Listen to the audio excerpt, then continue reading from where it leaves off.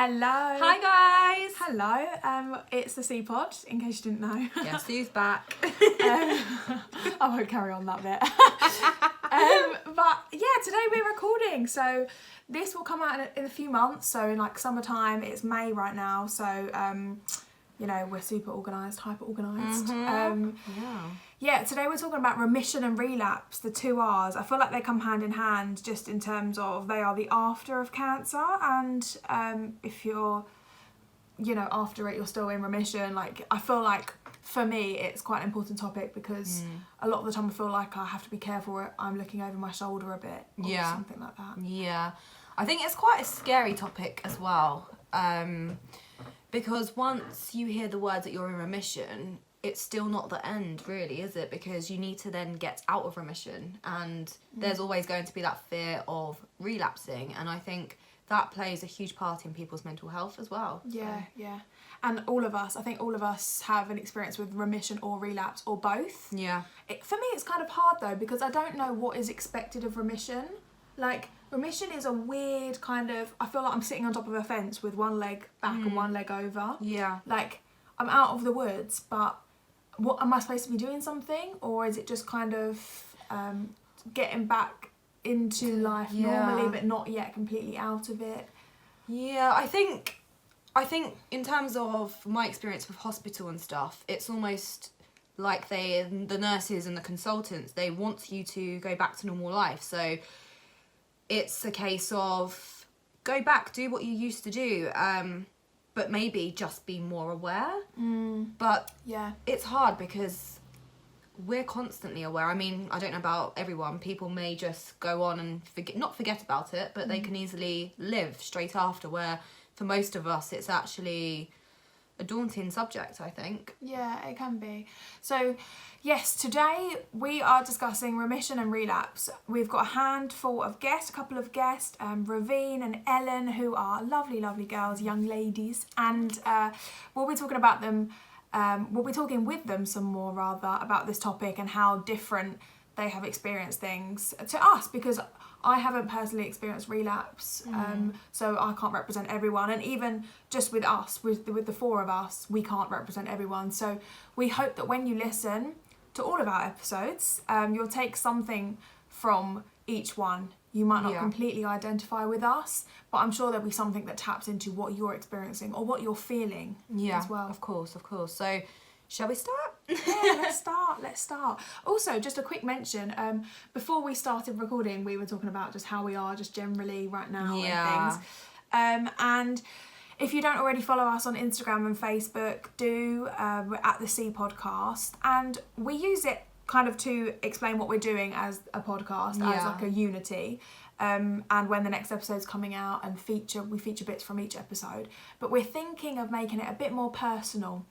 Yes, we are. which is great, because we actually want you to get to know us. We're not just the C-pod, like we are Beth and Leanne. Yeah, two individuals who just wanted to start this, didn't we? But behind the C-pod, there lies two girls. Yeah, exactly. And I want you to follow us. Yeah. And what we're up to, because cancer looks different to everyone. We're not necessarily in hospital now, but we were once. But now we're still doing our thing. But as I said, we've still got one leg over the fence and one leg's behind. So that's our aim. Look at our Instagram and let us know, like, if you like what you see, let us know. So let's kick off remission and relapse. A bit of background. Remission, how long have you been in remission? I have been in remission for 4 years and 5 months. Yeah. Just over, I think. So for me, I went into remission a few months. So I was diagnosed in November, and then just over a month after, I went into remission, because the idea of leukemia is that when they give you your first set of chemotherapy, they want to basically kill it all in one go. Yeah. Because it's so intense, like the treatment is so intense. So yeah, I went into remission. Then, however, my remission isn't, I guess, the same as, I would say, yours and other people's, because even though I was in remission, I was still undergoing chemotherapy for, 2.5 years of it. So yeah, it wasn't easy. And even though they did tell me I was in remission a month after, it wasn't the end.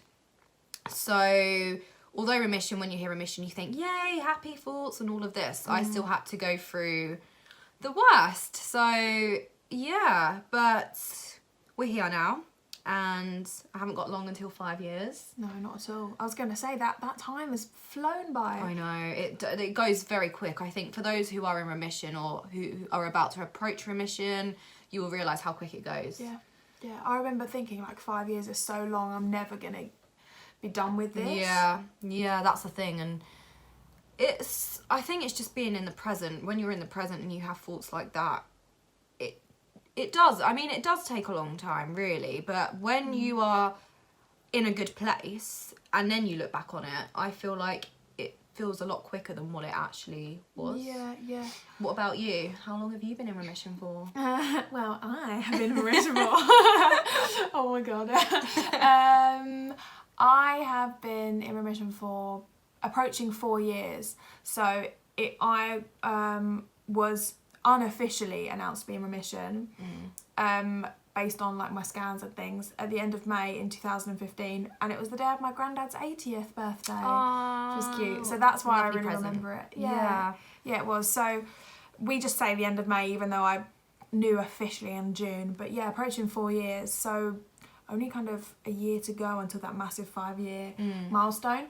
But it'd be really interesting to talk about how to celebrate remission, because some people really go all out, and I never have, and I kind of, like, I want to. Yeah. I want to. Yeah. But like, I don't know, it almost feels a bit silly because it doesn't feel like an official date, but it's what you care about. It doesn't matter. Like, if that is a significant date for you, then celebrate it all you like. No, I 100% agree. And you see people do loads of things. Like, there's a few friends that have done a big charity ball or organised a big dinner, or they're doing runs and marathons, and I think it's one of those milestones where you can't not celebrate it, because it almost feels like a birthday in a way. Yeah. Like, happy Cancer birthday. Yeah, cancer birthday, cancerversary. Yeah, exactly. It is a thing. What do we do then? What do we do for our milestones? Do you know what you're going to do yet, or? I don't know. I could so easily not do anything. I think that's what I've done in the past, hence why it's creeped up on me so fast. Yeah. But I feel like I should, but it's difficult because, like, with a birthday, you know you have a party or you have celebrate with friends. Christmas, you know what you do. My, like, cancerversary, like, I don't know what I'm supposed to do there. By the time this comes out as well, it would have been and gone, so we'll soon find out. Yeah, true. That's so exciting. Yeah, I've got a few ideas, but I don't want to say them just in case I don't do them. But I suppose there's so many ideas out there as well. So some people may complete the London Marathon, or they may jump out of a plane. That would be cool. With a bang, wouldn't it? Oh my God. Oh, wow, I've always wanted to do that, but it scares me so much. What about you? It scares beef me. Yeah, basically. You need to be careful what I said there. No, I could not do that. Also, I'm not a runner, so like I enjoy exercise, and I think I'm quite sporty and quite active, but my body is not built for running. It never has been. It just doesn't come naturally. It doesn't matter like how sporty I am and how good I am at other sports. It won't correlate to running. Like, I won't improve with my running at all. You have to find a place to enjoy running, I think. Yeah, and like I saw like a fitness account the other day, which was quite refreshing. Like, he went for a run and halfway through he was like, do you know what, I'm not enjoying this, and I'm a fitness like guru or whatever, so I'm not going to do it. Like, if you don't enjoy it, don't do that. But that's just a whole nother story, isn't it? But it's hard because in remission, I feel like there is an expectation to pick up where you left off. Yeah. Do the exercise, maintain health, in the hope of fighting off cancer and making it stay put, stay away. Yeah, and I feel like at that period of time, when you go into remission, you have to live up to the inspirational expectation in terms of you have to put yourself in this charity run, or you have to do this, and you have to give back in this way, which is amazing to do, and in time, yes. I feel like as well, when you are still in treatment and you speak to the nurses about remission, they make it sound like it's absolutely incredible and you're going to get your life back, like basically what you were saying, but actually it's not like that. And for some people, well, for me, I had to basically relearn everything. So even walking and learning to socialise, because I was kept inside for so long that when I went out I didn't enjoy it, or Yeah, just it's a massive change. There's so much you have to adapt to again. Remission can be tricky. I think it can. It's that return back to life. Yeah. And I think it's completely overlooked how difficult that can be. For me, cancer, it's so hard, because you know that cancer is a blessing thing. Like, do you think that? Do you not? For me, that's such a complex thing. Now, my mindset is so different. I kind of say yes, but then I remember the torment and the tough times, then I'm like, hell no. Yeah. It's a tough one. It's a tough one. I think it is a blessing depending on what you do with it. But for me, I went into cancer with one attitude, with friends, with a lifestyle, with everything. Cancer changed me. I come back and I'm expected to return to that lifestyle. And it's been a massive bashing of heads in terms of where I am in my life. Like, for instance, I'm here, yet my mind is so different to what I was before. So am I supposed to continue this life? Like, it doesn't, it's not a harmony anymore. Friendships. They change and evolve anyway when you go into your 20s, because we had this chat before. I'm 21, you're 23? Don't say it, don't remind me. 28? I'm kidding. Not yet, I've got a few years, okay? No, but we, like, young, like, there's literally, like, 2 years between us, but we're in our early 20s. But at this age, it's the first time where everyone spreads off, like, the trunk of a tree goes into branches.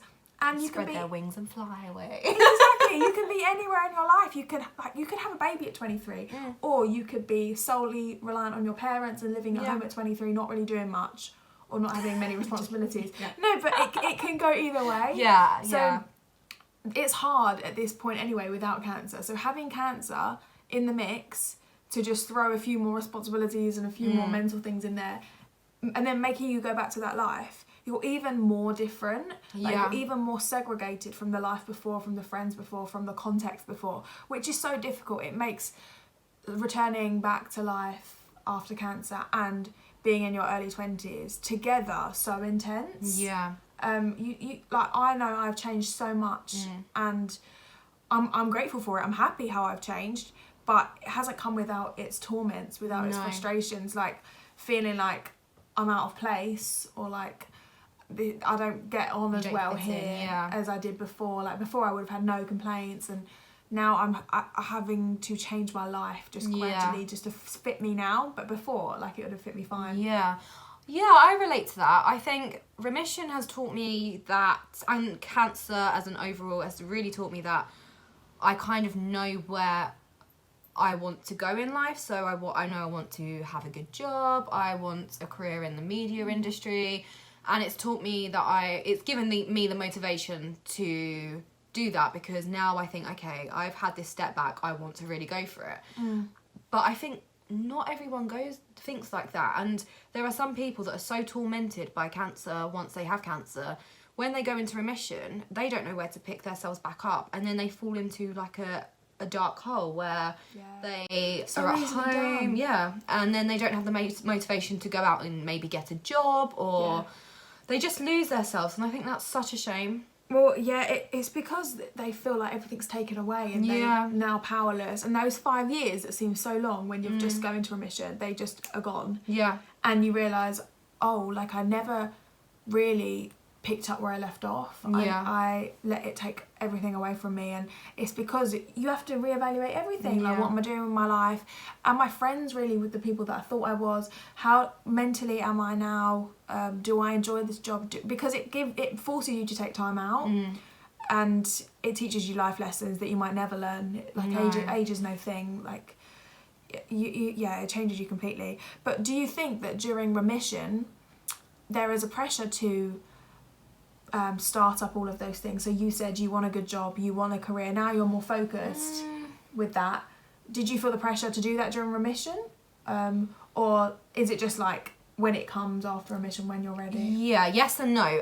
So I think the pressure for me came from, not necessarily pressure, but I feel like I was missold remission by my nurses. I'm not saying that they did anything wrong, because they were absolutely amazing. But the way that people spoke about remission was they tried to sell it to you as like a holiday, essentially. So you can go back to normal life, you can go to work, you can go to university, you can do this, that, get your life back on track. But actually it takes time. And there was a pressure for me. It wasn't going like, so now I want to achieve certain goals, and I feel like that isn't a pressure from Remission. That's Remission motivating me to go out and get those goals. But I feel like Remission pressured me to go out and resume the life that I once had, which was not possible. So I remember one time, once I finished my intense treatment, even though I was in remission and I was still having chemotherapy, but I was just on oral tablets, I remember they were saying to me, they sold me this dream where I would get my life back, my hair would grow back, everything would be fine. And then I got a job and I ended up in hospital through neutropenia, and that was something that never happened before. And it was during the times when I pushed myself to go out and do these things was the times that I ended up in hospital. So that's so interesting, because so your perception of remission means that you were like, right, I've got to get back on it, but you're not out of the woods yet. No, like, you're not. You don't just There's still a long way to go. Yeah, definitely. I think I completely agree with that. Just because you're in remission doesn't mean like, oh, I'm fine now, I've got no excuse to listen to my body and myself. I felt like as soon as I was in remission, it's all done. Everyone's like, oh, she's fine now, cool, done. Which is fine, because to be honest, I don't really like a lot of attention. But it meant that the affirmations in my mind were saying, right, here we go, start off now. And that meant that September, so I got the remission kind of date in end of May, early June. September I went to uni because I was like, oh, it's all fine now, like I'm done. And the healing process, the recovery process was so much longer than that. I would say it was only, it's an ongoing, it's a subjective thing. You don't just stop, because mentally and physically you might have taken a toll, and I did in both fields. And it's not linear, you know, sometimes mentally and physically I dip, which I think is like anyone really, none of us are invincible. No. But that just shows like 4 years down the line, I still think physically and mentally I'm getting there. Like physically, I probably look fine, you'd never know. No. But there's little things, obviously physically, maybe I couldn't push myself physically as I could have before in terms of exercise. I know I've really struggled to build up that stamina and that tolerance for exercise like I did before. Mentally as well, there are definitely mental tendencies that I found more difficult, and this is all through remission. Like, even it's taken 4 years for me to reflect, and now I reflect fine upon cancer and that experience because I've moved on and I think I've created positives, and so have you. But that just shows that like the healing process goes way into remission, and it's not just a black and white kind of done when you check out of the hospital on that last day of treatment. No.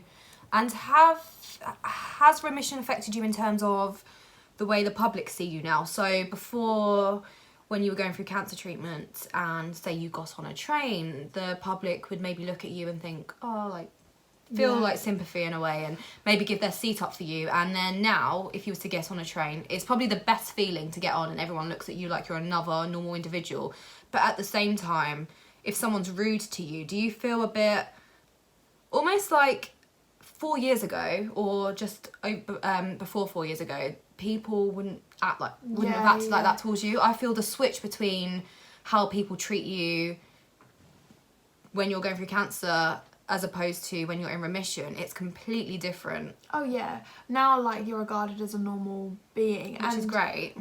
I like being this now so much more, but I 100% get that. Like, for instance, some of the frustration is the people that pop up when they know you're ill, and I've always thought that it's a two-way kind of multifaceted topic. You pop up when I'm ill.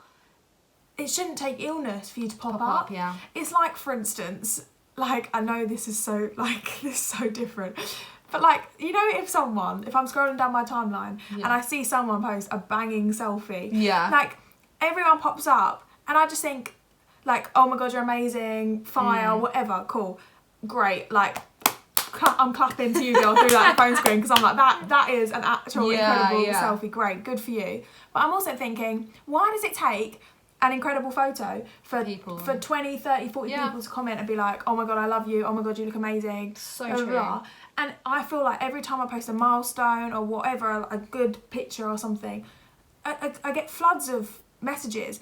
And that's how I felt during treatment. But in remission, it's just like calm, the ocean is calm. Yeah. Like, there's nothing. And so it kind of frustrates me. This is what I meant in terms of it being multifaceted, in the point that it's amazing to receive lovely messages and love and thoughts and well wishes. I love it. But also, like, that should be more regular. There shouldn't be an excuse for that. It shouldn't be because you've handed in your dissertation, because you've graduated from uni, because you're ill with cancer. And so now then it's normal and kind of the ocean is kind of calm in my life. It's hard because you wish that it felt a bit more meaningful. Yeah. Like those people didn't just pop up in those times. So remission for me is so much more calm, amazing. But it's hard because like it was so explosive in terms of people and company, and I want to show you my love and being sent things and thoughts are with you and all of that. But like it can be hard going back to remission and like not hearing from people. Yeah, no, I get that. And I think for me, what I find difficult when it comes to people, especially the public, and I've realised this through my job. So I work in retail, and I shouldn't do it, but sometimes you get customers who will talk to you like you are a piece of dirt. And I sometimes think to myself, they definitely wouldn't have spoken to me like this a few years ago. And it's weird. I think it's not necessarily that kind of thought process, but it's weird to have people that would message you all the time and be really nice to you, and then you'd have all these people around you that were so caring, so loving. I'm not saying that that's not how it is now, because it is, but you will go from all of that, like you go from that environment to the real world, and then you have people that will talk to you like dirt, and you'll see the real world essentially. And that's what I kind of find hard. And when I work in my job, I get people moaning to me about an order that they've had that's gone wrong, or this or that, and I just think, hon, your problems are nothing. There was an incident where a woman moaned at me and had a go at me because she decided to come in 5 minutes before the shop closed. And this is appalling, by the way. Oh yeah, I was raging over the phone. Yeah. I was there pointing at my phone screen like, and she should have done this. And how honestly, dare she? I really wanted to say more than what I could to this woman, but she was moaning at me because she decided to come in 5 minutes before the shop closed, and then she took it out on me on some various ways, which was really nasty, like verbally abusive. And I just wanted to turn to her and say to her, you know what? Do you know what's really frustrating? The fact that I have to go to hospital maybe in a month's time for a checkup. Your problem is nothing. Stop moaning at me. Just stop. Just you have no idea. Yeah, you have no, exactly. So don't speak. And that's what I find hard. It's just people, the way people speak to you now and the way you may get spoken to. It's a completely different world from what you were once in. Yeah. But yeah, what about so much change. Relapse? Have you feared relapse at all?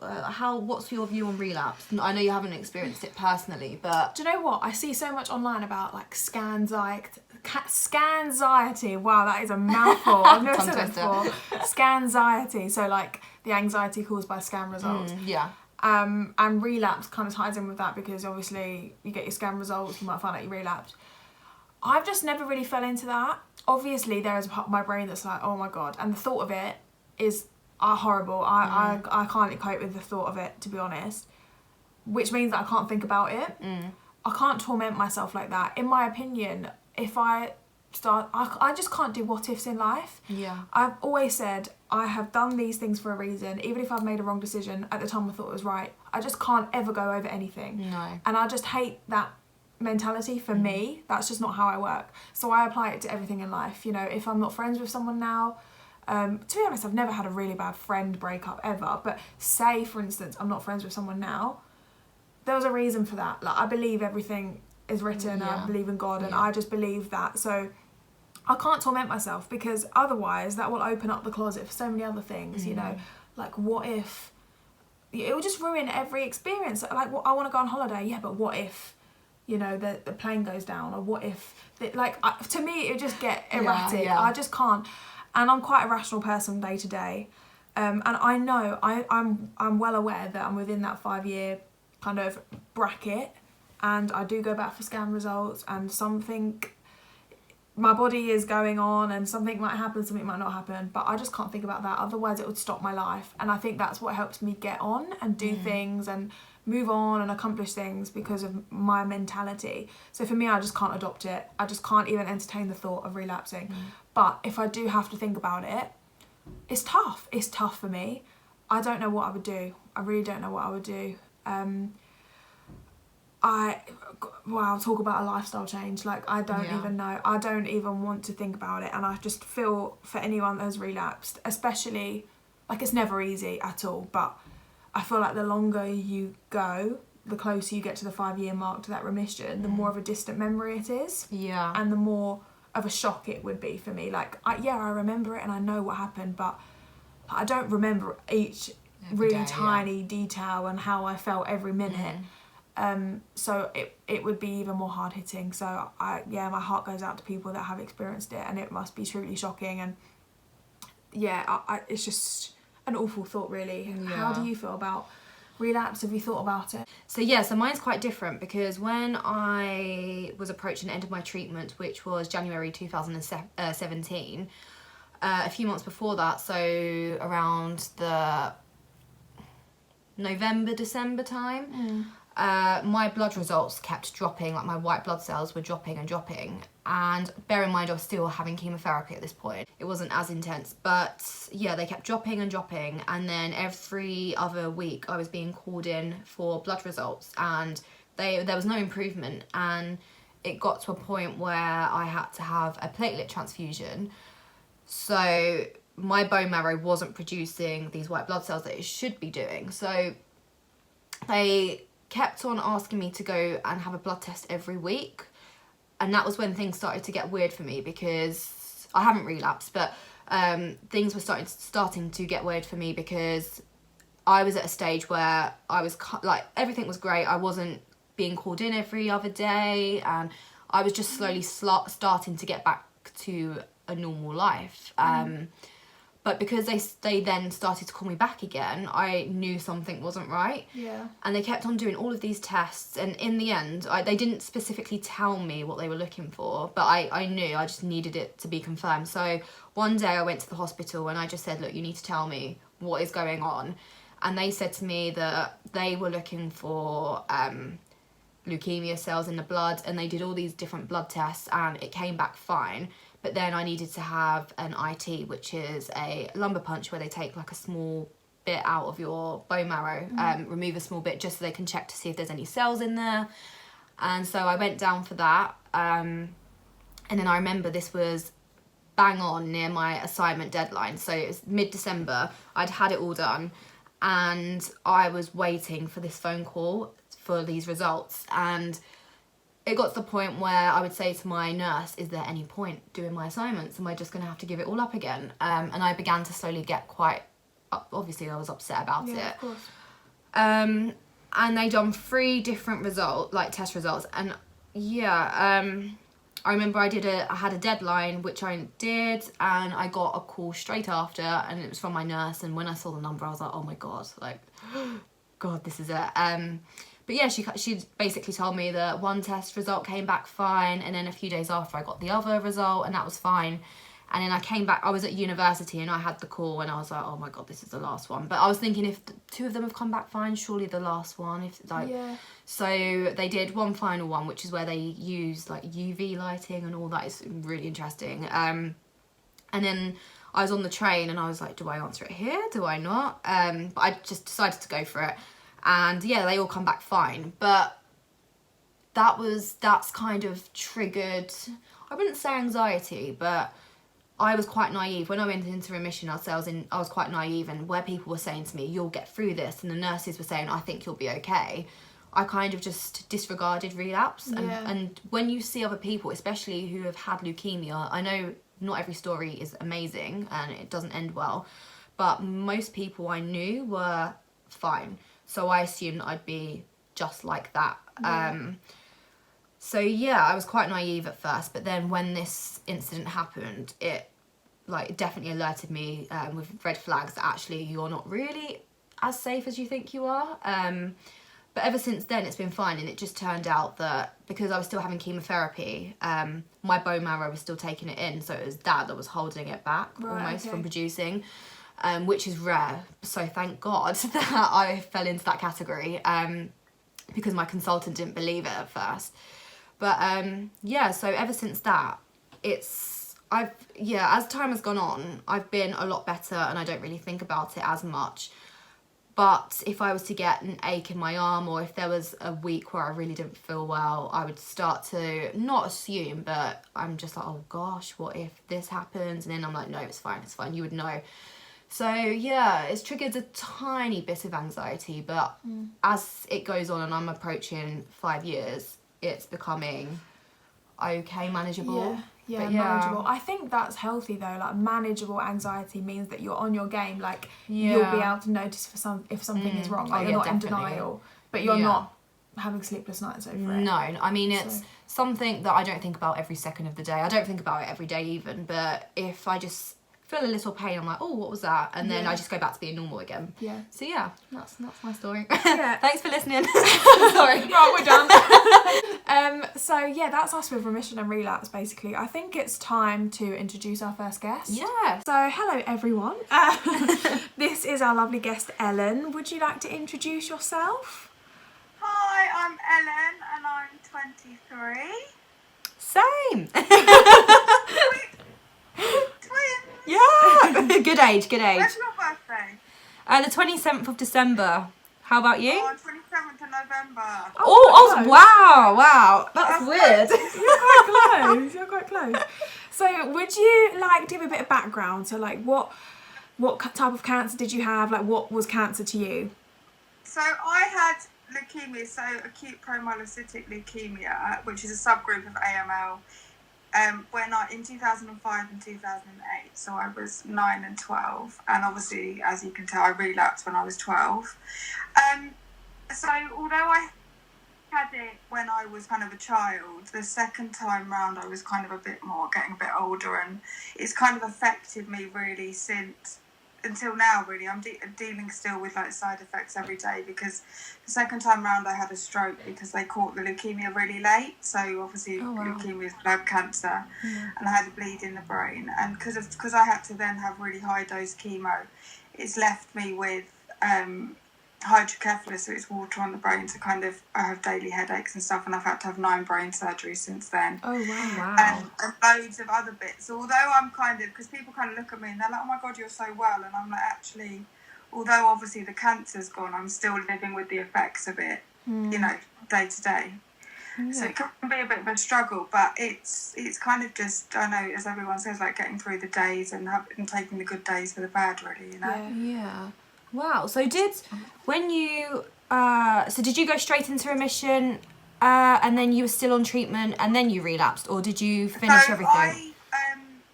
So basically, the treatment at the first time, I had different treatment the second time, but the first time I just had the normal 4 blocks of treatment, the 4 months of chemo, and basically within a month, the first month I responded really well and went straight into remission.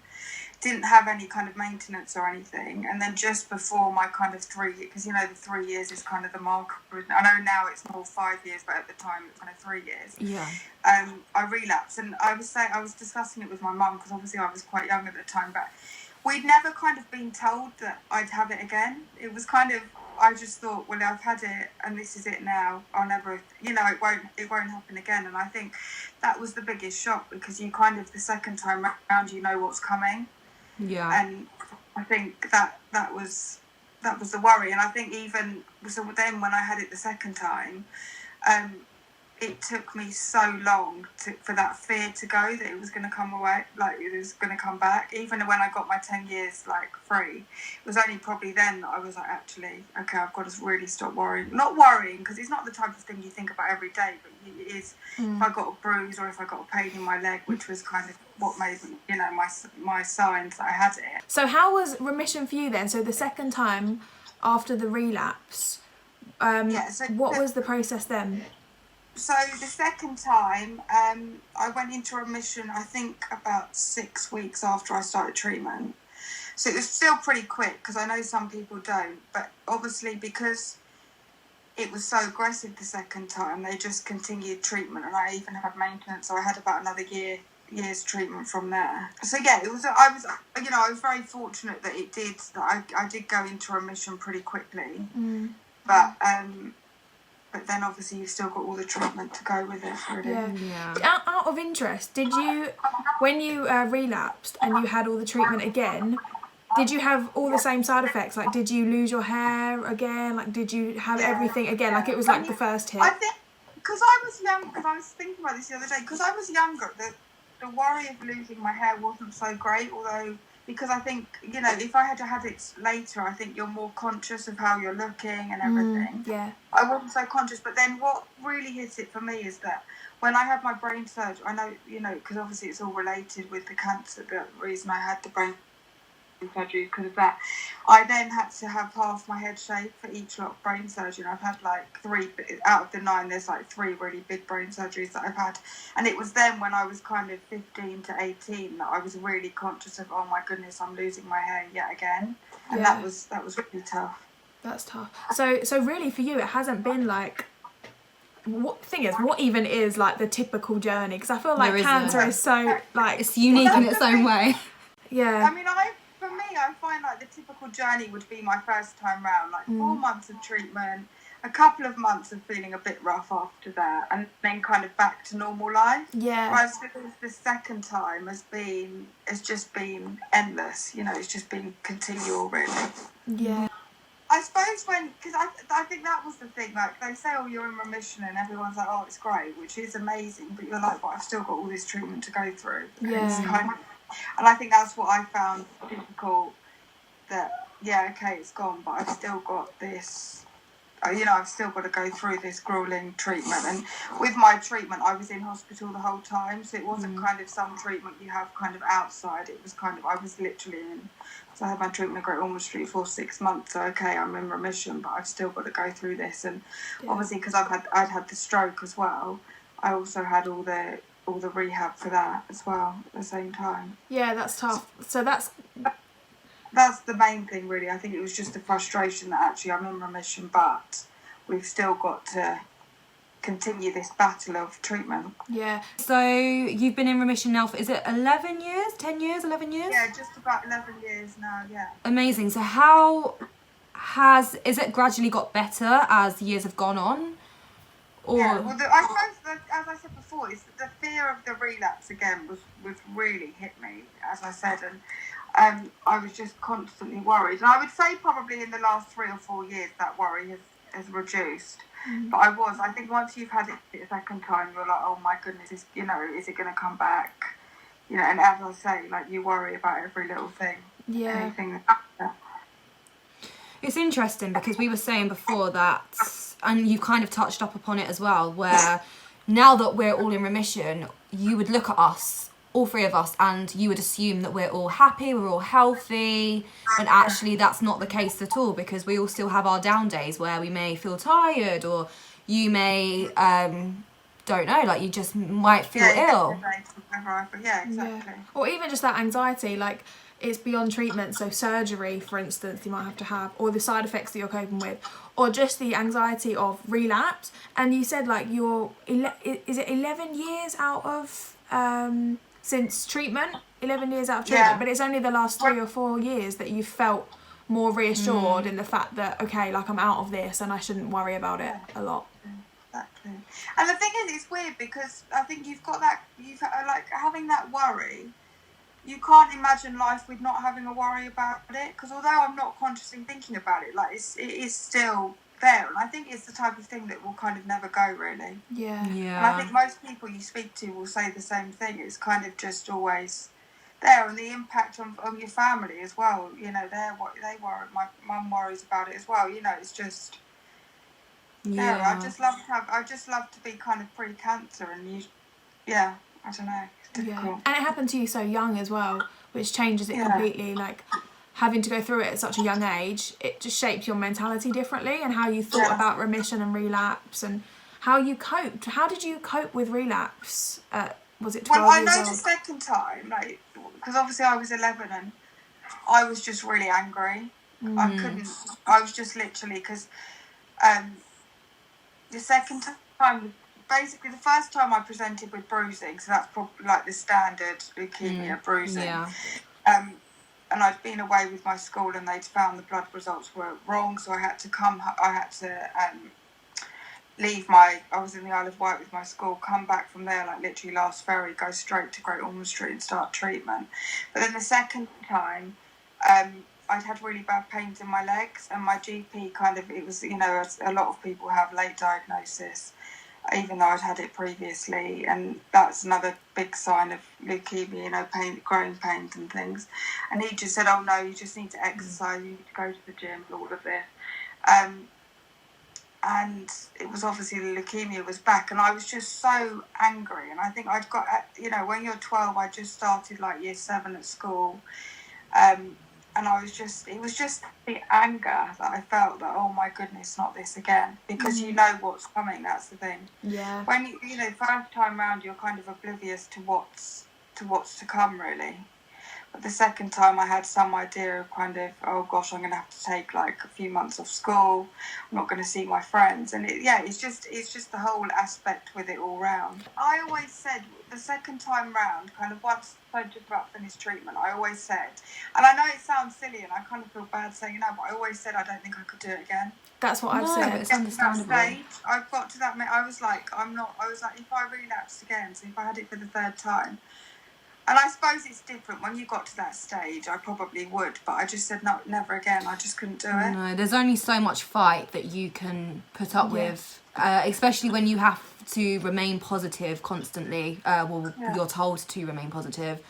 It's just rubbish, isn't it? I don't know if you've had it, but like friends will say to me, you're so strong. And I know they're trying to be nice, but there's no other option. What is the other option in that instance? You just give up and you at the end of the day, without being funny, you're going to die, aren't you? So there's no other option than to be, even though we all have days where we're like, I really don't think I can do this. You just got to push through it. No, exactly. Yeah. You don't have an option to be strong or not, because either way you're going to get through it somehow, aren't you? Because there's not, your back's against the wall. I'm interested, did you have a transplant or was it all just chemotherapy? No, I didn't have a transplant because my consultant was very anti-transplant. Oh, wow. Okay. There's quite, obviously if it was needed, he would have, but he kind of tried every aspect, every kind of way for me not to have it. And the leukemia that I had, they just started new treatment, and it was actually arsenic treatment. As in the poison, so I was kind of the first one at Great Ormond Street to have it, and that it had something like a 99% cure rate for this type of leukemia.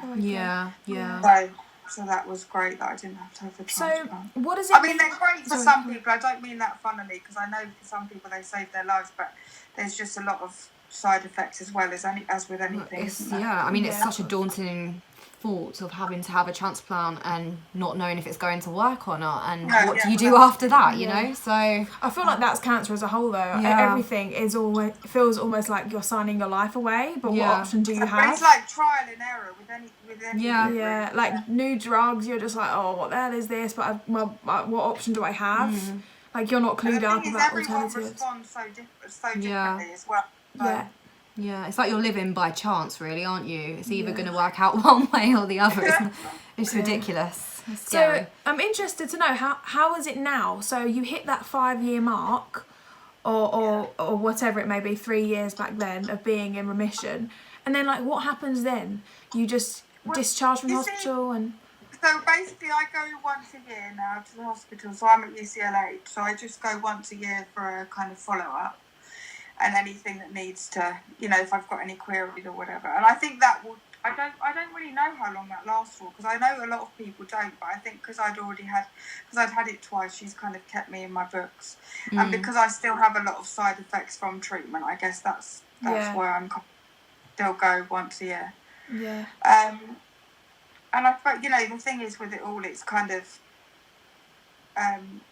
fertility and stuff like that, we don't know what's going to happen, so I think that's why she just still wants to be in contact, because I think I might need some IVF or whatever at the time. So obviously, so I'm like, just about 11 years in remission. And I think I don't really worry anymore. Like, if I get a bruise, I'll be like, right, okay, let's think about this. Have I, like, I don't know, how has this kind of come about or whatever? Or, that sounds really silly, but when I had got all the bruises and I had the leukemia, like, the doctors put his hand on my arm, and, like, within about 5 minutes, there was literally my handprint in, like, of a bruised handprint basically on my arm. So like, I'll put my finger there and then it will show. I know it sounds really irrational. No, it's true. I'll put it there and then like 5 minutes later I'll look and I'll be like, okay, there's no bruise, so I'm fine. But you have to like it's stuff like that, yeah. But it's the type of thing that like just reassures me that okay, everything's fine. Yeah. We said before, it's managed anxiety is all right because you keep on top of yourself. Like, you're still aware, but not to the point where it drives you into the ground.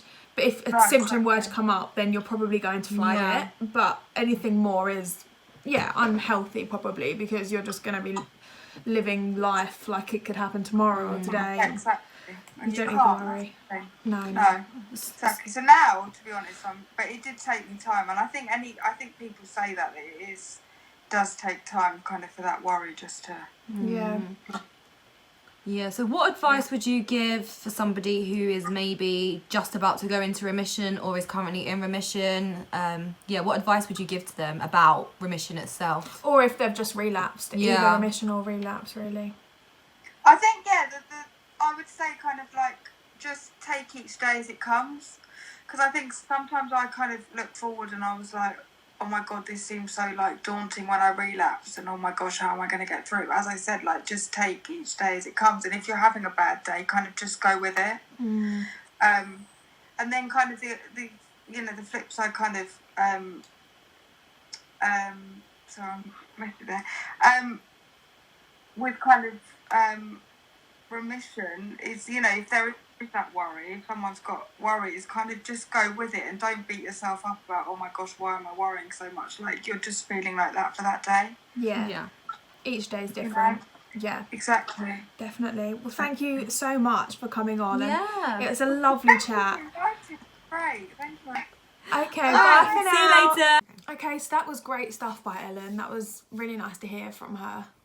Yeah, and it's just so bizarre how our bodies all adapt differently and they do their own thing. So clearly Ellen didn't take well to her first lot of treatment, so she relapsed, and it's just strange how we all go through the same experiences, yet they are so different. I think remission and relapse is different for everyone, but we all share like the anxiety that needs to be managed. Yeah, definitely. So now we are going to chat to Raveen a bit about her experience, and she'll introduce herself a bit more. Hello, welcome to the CPod. Would you like to introduce yourself? Yeah, so I'm Raveen Sethi. I'm 24 years old, and I was diagnosed with Hodgkin's lymphoma at the age of 23, so that was last year, and at stage 2. Yeah, okay, very similar to me then. I was diagnosed with Hodgkin's lymphoma stage 2 also. Twins! Today we're just chatting about remission and relapse. Like, what was your experience? Like, can you just give a bit of detail? Are you in remission now? And what has been your process with cancer diagnosis? Okay, so I was diagnosed back in March, and then I had a 6-month-long chemotherapy session of ABVG, and then in June it was announced that I was actually in remission. But I remember feeling quite numb because I felt like everyone was celebrating the fact that I was in remission, but it didn't mean anything to me at that point because I was still going through treatment. Nothing had changed. And then after treatment in September, when I officially finished, I again felt numb. Like, the idea of remission, I felt was quite underwhelming. So I thought I'd be feeling more because I was very excited for remission. I was like, okay, when treatment's over, I can live my life, everything will be perfect. But in reality, I felt like there was something wrong with me because I didn't feel as happy as I thought I would. I didn't feel as relieved. But then I think it was also a combination of the fact that I was still losing my hair that hadn't grown back. And even now, I'm still waiting for my hair to grow back and I'm wearing a wig. So I feel like in that way, remission doesn't always signify an end to cancer, because I still feel like I'm living proof that I've still had cancer, because I think hair's the most telling sign of cancer. So whenever I see myself and the fact that my hair hasn't grown, it's still a reminder that I'm still living through the cancer. But remission, so over time, remission is still changing, because we always have checkups every 3 months, but I think the fear still stays, the fear of it coming back. And I feel that in my everyday life, because I try to just keep very busy with my life, be very active. So I've taken a new approach of just facing my fears since being diagnosed. So what I do is just try to do anything and everything. And I'm a bit scared that sometimes it will catch up on me. And sometimes I may relapse, but I haven't relapsed. And I just feel like as time goes on, the fear doesn't go, but I just feel more encouraged to live life more and more. But yeah, I think overall, like, the idea of remission, it's more underwhelming than anything. In terms of cancer, because I feel like I'm just constantly living in fear at the same time of it coming back. Because I'm always reminding myself that it's quite there's an increased chance of me getting a secondary cancer. So I think that fear just like lives inside of me. And I'm just always quite cautious about little things like stress, anxiety, and how far that goes, and how that can just impact relapsing. So whenever I feel a checkup coming up, just very, very scared. I'm sure like anyone else can probably relate to that. I don't know if you've had that feeling yourself, just being like fearful when results. We spoke about scanxiety, didn't we, Leanne? And just like the feeling when you're in remission, you are out of the woods, almost with like one leg over and one leg behind. So you don't really like know where to be. You mentioned that you kind of live a bit more out there and you just go for it, but you're also scared, like in terms of the fear of relapse. So is that like such a contradiction for you? Like, how do you feel like you're living your life now? Are you more scared, or are you just more going for it a bit more, or is it a bit of both? Yeah, so yeah, I know it's like a big contradiction, but in terms of the fear stays with the cancer, I think that would always be there. I don't think that will ever go. If anything, it will just lessen over time and I will just be more comfortable. But in terms of my everyday life, I think I've always been really scared to get out of my comfort zone. But since going through cancer, I realised I need to feel the fear and do it everywhere. Anyway, that's like my favourite quote. Yeah. So that's one, to push myself, be busy, and just have to make the most out of life and the opportunities. Because it's only when you're actually bedbound, you can't do anything. That's when you actually feel it the most. So I think in that aspect, I'm just trying to do anything and everything. And it's come to a point where my friends and family are like, do you ever stop? But I'm just trying to do a lot in terms of just like creating awareness around lymphoma and just like working with charities, podcasts. But I don't know, I think I mentioned it to one of you that I've signed up for the half marathon in October. Oh my gosh. That's brave. I was like, I'm going to do this. I'm going to raise money for Macmillan once I'm done. But I said, if I put it off this year, then I'm never going to do it. So I've signed up. I regret it. I haven't even started running, and I'm not a runner at all, but I'm going to have to do it. Have to. Do it. That's ambitious, though. I like that. Feel the fear and do it anyway. That's nice. Yeah, I like that. Did you feel like when you finished your treatment and everything, did you feel like you were sold a different dream in terms of what remission would be like for you? Yeah, definitely. I think everyone has this idea that life goes back to normal completely. And one of the hardest things I felt was like my emotions. I think people don't really talk about emotions through cancer. And I feel like there's so many times where I just don't know how to feel. Like in general with cancer, like from diagnosis to treatment ending to remission, I just never know how to feel or the right way to feel. I've just always felt numb. And and I'd be upset over the fact that I just don't feel anything when I should feel something. And I felt quite bad, like when it came to remission, I should feel grateful, surely, that I don't have this cancer in me. But yeah, I felt pressure to feel a certain way, but I think that pressure was just put on by me. But yeah, I felt like I should have felt a certain way and I didn't. And even now, I feel like I've never actually felt the effects of cancer in that sense, that the different waves of cancer. I've just been going along with the flow, if that makes sense. Yeah, I 100% get that about not knowing the emotions that you should be feeling through cancer, because a lot of the focus is on like chemotherapy and treatment, and that's what everyone around you reacts to when you're undergoing that. Everyone's so in tune and aware. As soon as you reach that cut-off point and are in remission, like it's almost like, right, off you go then. But the reality is you can't just pick up where you left With off. life. Yeah. Yeah, you can't just pick up where you left off. So you're in a weird kind of catch-22 where you're in limbo. You want to, and everyone expects you to, but they'd never put pressure on you. You are kind of putting pressure on yourself, but you don't know how you should be feeling or thinking, and that's what makes remission so difficult and different for everyone. Yeah, I think it's also weird because you're like wrapped up in cotton wool, your family are just like very, very like really protective over you, and then suddenly it's like throw you back into the world and you're like, okay, like, and you're trying to just figure out your emotions and how you're feeling, and if the cancer's affected it, you're kind of very lost with how you feel and how you should feel. And I think not enough emphasis is like placed around just emotions and how you deal with it, because I feel like my anxiety in general has heightened, and it's only when it comes back to the whole cancer notion. So in terms of getting results for checkups, just like days before, I'd just be feeling very anxious, I'd be having breakdowns, I'd be like throwing up, and that's very hard to deal with because you feel like no one else understands that, and everyone's like, it's going to be okay, it's going to be okay, but that fear will stay with you, and you just stay with.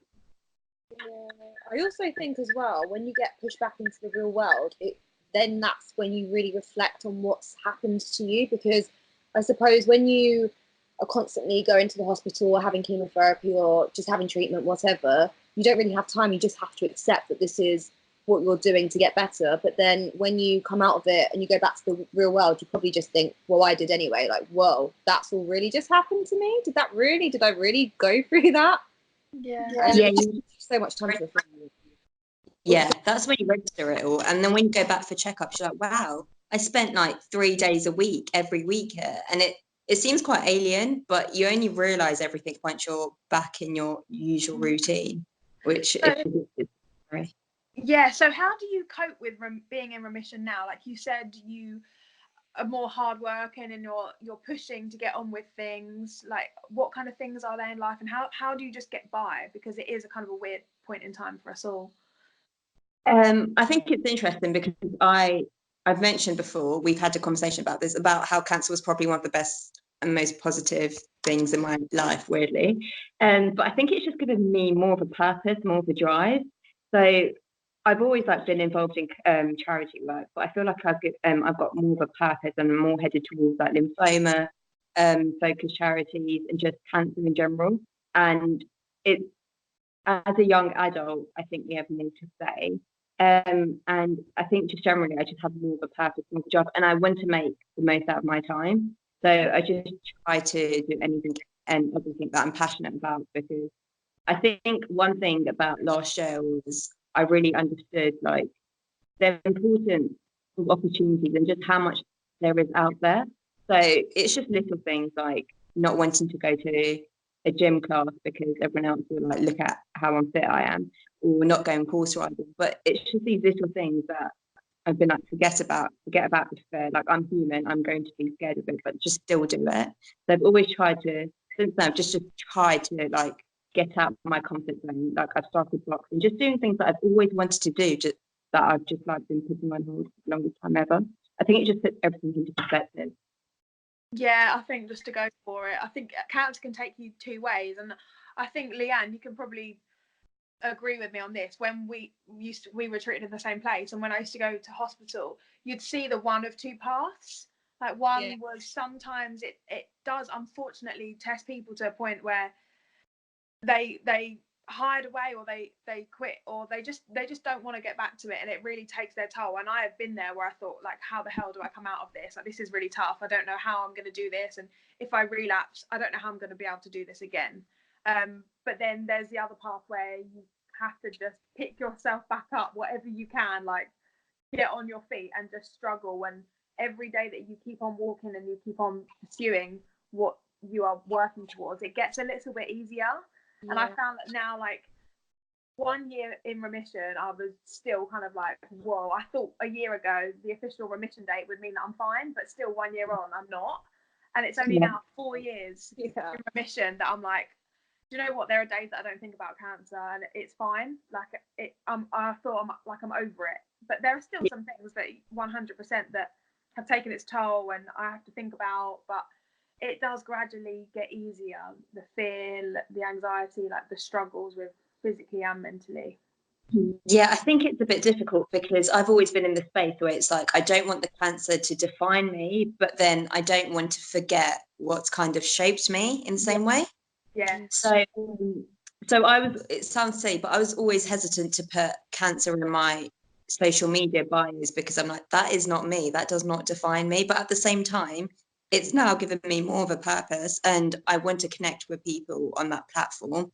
And I just want, so I just want to, like, because it shaped me, I want it to help me just like go forward, because, and just like motivate other people, because I'm not saying there weren't days where I went to the hospital and I just would be so miserable I wouldn't even talk to the nurse. Like, everyone goes through like the depressive cycles that cancer gives us. But then also with relapse, I think we all know just the idea of relapse, that chemotherapy will then be more intense and just how it will be much harder. So I think that fear and that stress, even just on your mental health, it has a big toll. So I think that's what I'm also trying to balance and like take care of my mental health coming out of cancer. Definitely, massive emphasis. I really, what you said about cancer not defining you, but also wanting to be proud at the same time, that's massive. Yeah. I've always felt like that. Even at the time, I was like, I will not be the cancer patient. And even now, like on my personal Instagram, I'm always a bit hesitant because the only thing I ever post is starting to be CPod stuff, and I'm like, chill guys, like don't worry, I'm not just cancer. I feel like people would just think I'm talking about the cancer. They're probably like, okay, we know you've gone through it, like that's enough. But I'm just like, because I go through my gallery so often and I'm looking at pictures of like my pick line and just how much weight I've lost. And I'm like, it's very emotional, like even to this day. And I want to share it, but at the same time, I don't want to like throw it in everyone's face. But it is a big thing. I think just I remember a quote from ages ago and it just resonates. The moment that you stop worrying about what people think is the moment that you've made it, in terms of that's when you start living your life and you start going for it. And the reality is lots of people are too busy worrying about themselves that they don't even batter an eyelid. So I get to a point where I'm like, nah, don't like it then, you know, who cares? I feel that way as well. But I get to a point where I'll not promote it, but share so much, and then I'll not stop. Like CPod's different, but just cancer in general, because I don't want people to start questioning me about it again or just talking about it, because then I start getting quite sick of people talking about it to me when I was ill. All I wanted was to people to not talk about it, and now I've got to a place where people talk to me like normally now and I have normal conversations again. It's almost like I don't want to go back to that in a way. Yeah. But this is what remission is, though. This is so interesting because this is remission to us. This is us living our normal lives, whereby cancer doesn't define us and doesn't infiltrate our normal lives, because you'd have no idea, like in the workplace, amongst friendship groups that are newly formed. But our mission is cancer still crops up because we're doing this podcast, or we chat, or we just reminisce, like, and that's the difficulty with remission, because you just don't really know. Like, it's conflicting for us, I think.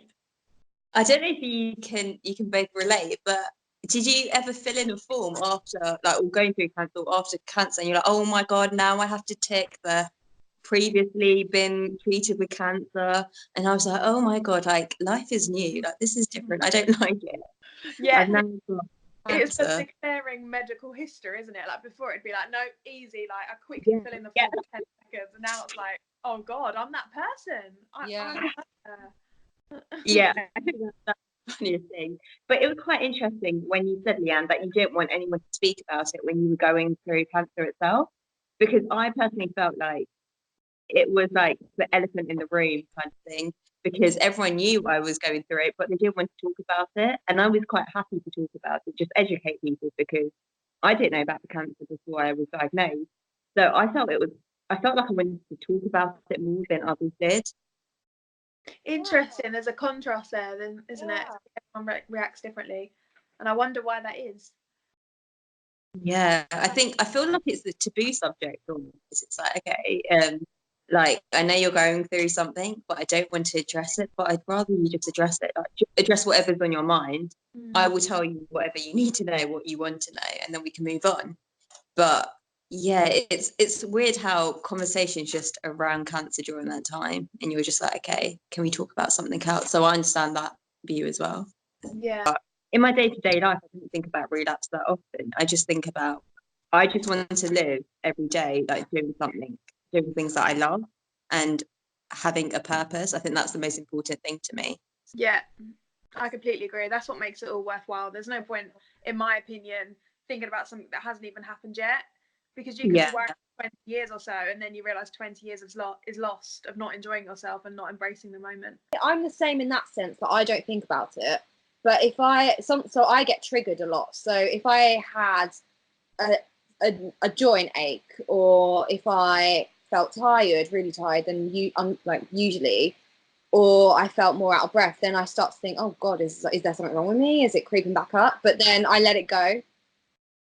Yeah, so do you know, recently, just as I walk up the stairs at the tube station, I'll be out of breath, and I'm like, oh my God, this is what I felt like when I was diagnosed. So that's when some thoughts go in my head, but then I just let it go, because I'm like, okay, I've just had a blood test, like, it's all fine. But even when I get ill quite a bit, I'm like, okay, is it coming back? But it's because the symptoms I went through, I don't know about the other cancers, but for Hodgkin's lymphoma, the symptoms were just so like, they were just normal symptoms. It could be anything. It could be symptoms of a cold. So I had a bad immune system and just itching, which I put down to dry skin. But then I thought, at any point I could go into relapse, and I would think it's normal, just like I did the first time. So that's the thing I struggle with, but I'm just like, it's okay. Like, it's okay to be sick. It doesn't mean I have cancer again. It's fine. Yeah, that's what I find hard, coming to terms that you're okay, like you're allowed to be sick if your body is, but it's difficult, it's tough. Yeah, do you think that you're ever going to lose the fear completely of relapsing?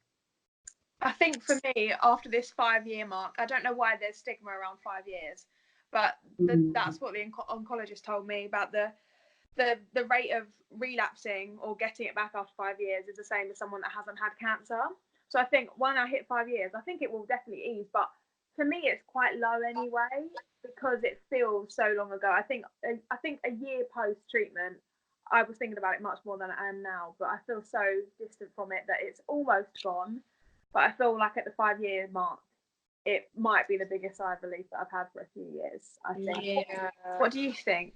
I don't know. I think I will be, like you said, more relieved when I reach my 5 years. But because I'm still not there yet, I don't want to jinx anything for myself, or don't want to. I don't know. I still feel like there's a risk, but I don't think about it that much. So I just try to get on with my life, really. It hasn't even been a year yet, so it's quite fresh. But even now, I don't feel like I'm stressing too much over it, or I don't think about it that much. But yeah, I feel like it will go over time. And just like, even last year for me, it feels like a distant memory. Like, I wish I journaled everything, because even looking back, I forget. So that's why I look at pictures to remind me. But I do wish I remember more about the experience. But as time goes on, you just forget things and it becomes a distant memory. And that's just how it is. Yeah, and you choose to remember the things that you wanted to remember. Yeah. So, like Yeah. feelings or sensations. Thank you so much for being on our podcast today. You were amazing. Thank you very much. I enjoyed it very much. It was so lovely to hear from you, and I feel like a lot resonated with me, and I'm sure it will with so many people that are listening too. So, yes, thank you so much, and stay involved, stay, chatting to us on our social medias. But yeah, it was lovely. Thank you very much for your time. Really enjoyed it. Thank Hopefully you. we'll continue. Thank you. Thank you. Bye. Bye. So you just heard Raveen. Thank you so much for agreeing to take part and giving the chatting to us. It was really nice to hear about everyone's experiences. And I hope you as a listener got something from this, could relate to one of the four of us. I think that was the aim, really, to get a few guests in, so it's a bit more representative of the bigger picture. If you are in remission or have relapsed, we'd like to hear from you. And we're sending our love, of course. We know how it is. We heard from a guest from another episode who just said that this podcast is so refreshing because finally you could show this and make a friend listen or a family member listen or a boyfriend or a girlfriend listen, and they might get an insight into your way of thinking and what you're experiencing. And this is our aim. So please feel free to share and tag us at the cpodcast. We also have the hashtag the cpod. So by all means, let us know if you're listening, what you think. Give us your thoughts and we'll repost and reshare. We'd really, really appreciate that. Yeah, definitely. And we're always welcome to a chat. So we welcome chats with open arms. So if you want to get involved and tell us your experiences with remission and relapse, then don't forget to comment on the video on the YouTube below, and also just comment on our Instagram, or just message us directly on Instagram, because we're always up for a chat. Yeah. We're always here for you, and we want to just support. We want to create an environment where we support each other. Yeah, please subscribe as well so you get a notification when our new episode comes out. We're on iTunes and YouTube, so give that a little look at, and give us a review and a comment. Yeah. So we hope you all have a lovely day, and we look forward to seeing you, or kind of indirectly seeing you, in the next episode. So we hope you've had a good day or a great evening. So Over and out. yeah, see you later.